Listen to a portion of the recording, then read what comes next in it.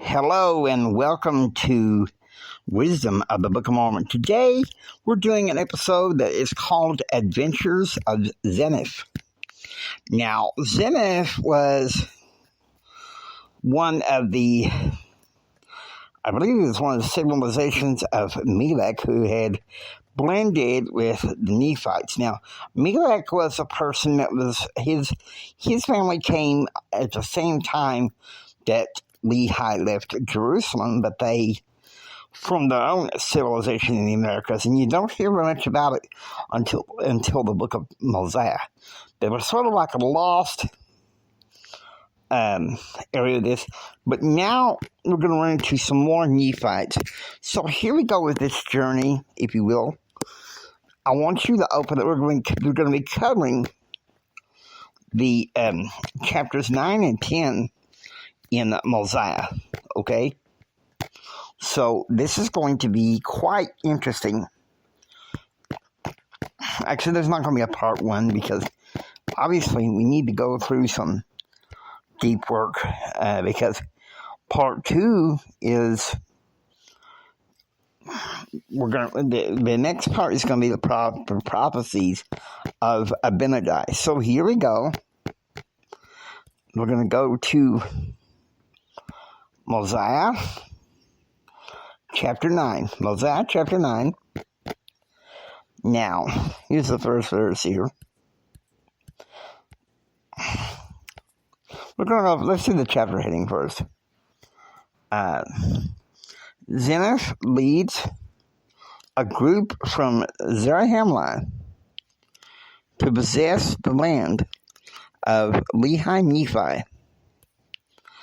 The Lamanite king permits them to inherit the land. There is war between the Lamanites and Zeniff's people. Okay, so here we go, okay? Zeniff, he's given his account. And he was being taught in the language of the Nephites, and he had a knowledge of the land of Nephi.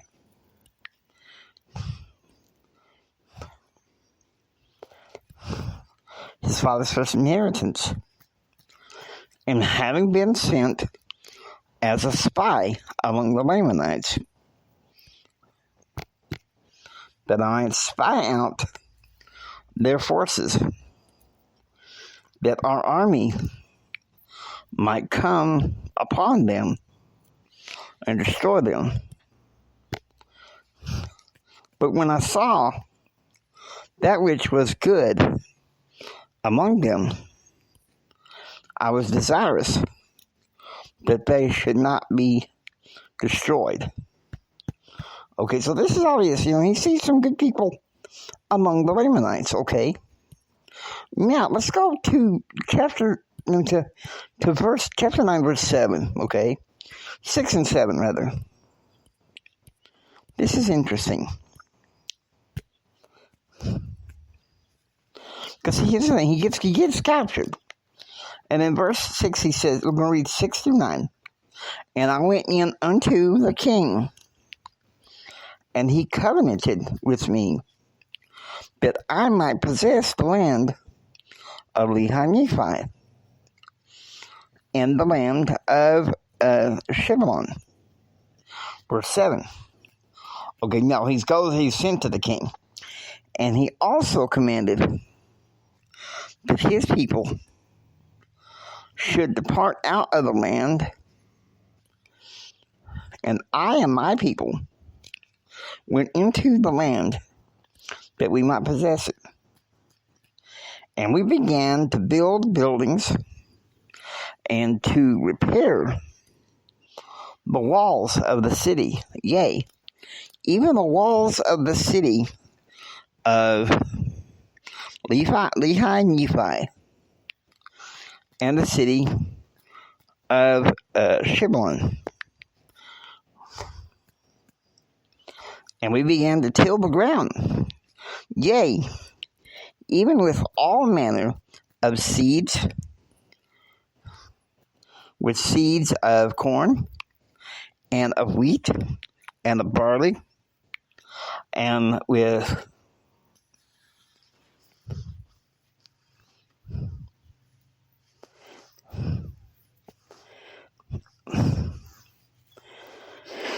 some word I can't recognize. So sometimes they have different language of some things in the Book of Mormon. So we're going to skip some of the little chronicling of all the seeds they planted. So now we're going to go to verse 11. Therefore it came to pass that after we had dwelt in the land for the space of 12 years, that King Laman began to grow uneasy, lest by any means my people should wax strong in the land, and that they could not overpower them, and bring them under bondage. See, there's a thing right there. The Lamanites, at first they've been good to them. Yeah, let's let them possess them, but you notice, just like a millennial, envious of Nephi, the same thing all over again. Okay, so let's do 16 through 18. This is some good stuff here. Here we go. And it came to pass that I did arm them with bows, and with arrows, with swords, and with scimitars, and with clubs, and with slings, and with all manner of weapons, which we could invent. And I and my people did go forth against the Lamanites to battle. Yea, in the strength of the Lord did we go forth to battle against the Lamanites. For I and my people did cry mightily to the Lord, that he would deliver us out of the hands of our enemies. For we were awakened to remembrance of the deliverance of our fathers. Sometimes adversity calls us to an awakening, and I'm seeing that now. Man has a rebellious nature, and you see this in King Laman, okay? You're good for a while, and every once in a while, that rotten critter loves to plant enough little seeds of rebellion to test our faith. Come on, man. Hey, James. Okay, so that's the thing. He's crying out. In verse 18, and God did hear our cries and did answer our prayers. And we did go forth in his might. Yea, we did go forth against the Lamanites. And in one day and a night, we did slay 3,043. We did slay them, even until we had driven them out of our land. Now, isn't that something? Zeniff must have been very strong in the Lord. A wrong impression from I had from first reading. I thought that he had just left. Now, here we go. Here's another chapter here. If I can get this crazy thing to cooperate. Here we go.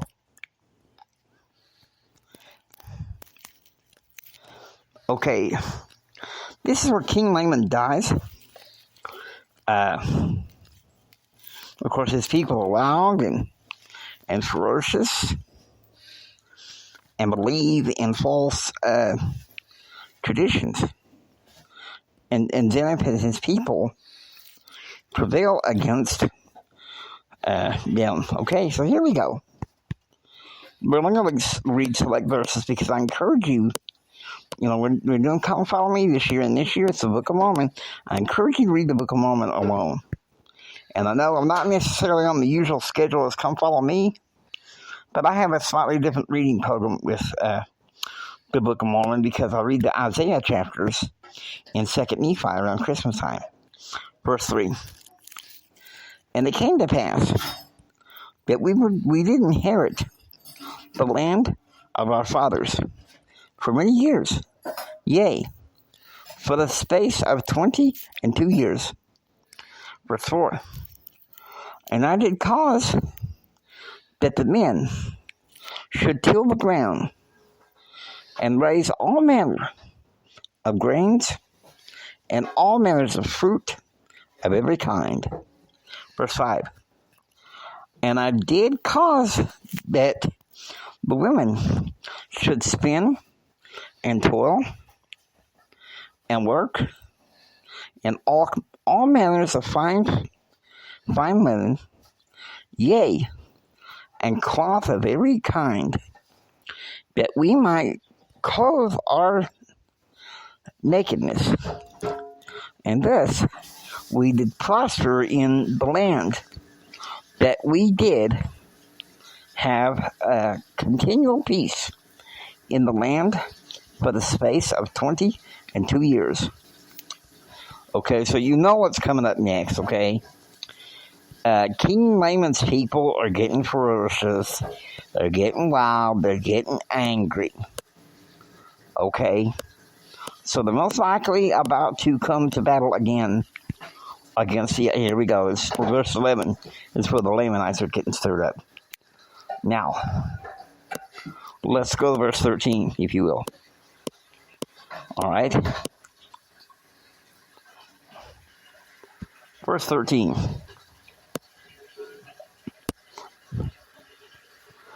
And again, that they were wronged.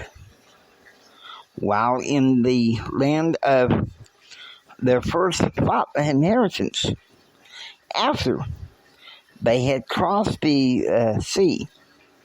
And all this because that Nephi was more faithful in keeping the commandment of the Lord. Therefore, he was favored of the Lord. For the Lord heard his prayers and answered them.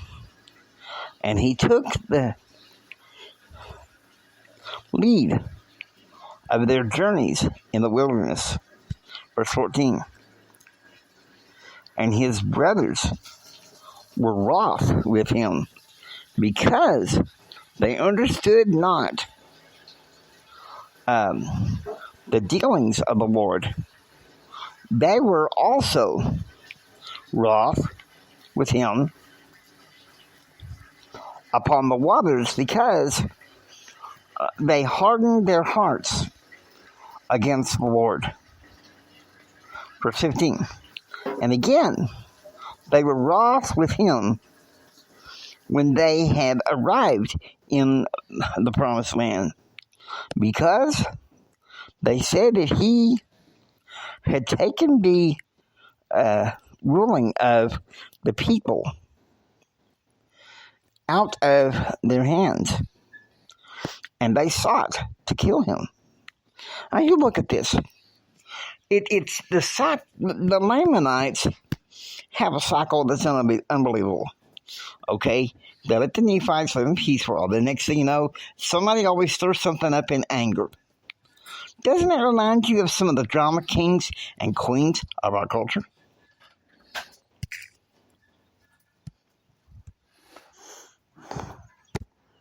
All right, where were we?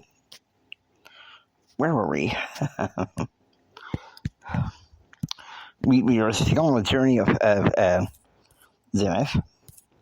So now, here's what we're going to do.